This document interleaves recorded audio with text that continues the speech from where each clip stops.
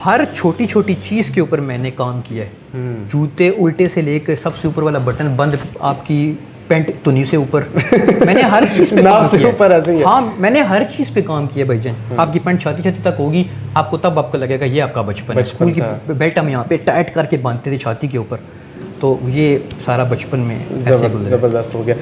तो फादी Khan on the record क्या है, ऑफ द रिकॉर्ड क्या? अभी आपको देखा बड़े सादा मिजाज से भाई, और 29 इयर्स ओल्ड।